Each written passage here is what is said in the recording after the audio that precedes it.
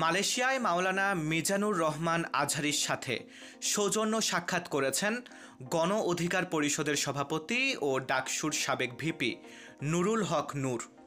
রোববার ৯ মার্চ রাতে মাওলানা মিজানুর রহমান আজহারীর সাথে নূরের হাস্য উজ্জ্বল কিছু ছবি সামাজিক যোগাযোগ মাধ্যমে ছড়িয়ে পড়ে।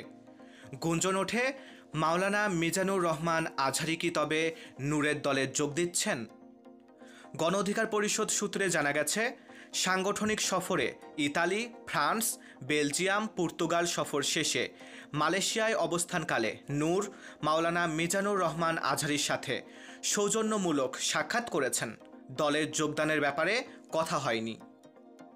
উল্লেখ্য, রোববার ৯ মার্চ মালয়েশিয়ার কুয়ালালামপুরের একটি হোটেলে বাংলাদেশ প্রবাসী অধিকার পরিষদ মালয়েশিয়া শাখা আয়োজিত জুলাই গণঅভ্যুত্থানে প্রবাসীদের ভূমিকা ও আগামীর নতুন বাংলাদেশ বিনির্মাণে প্রত্যাশা শীর্ষক মতবিনিময় সভা এবং ইফতার মাহফিলে প্রধান অতিথি হিসেবে উপস্থিত ছিলেন নুরুল হক নূর।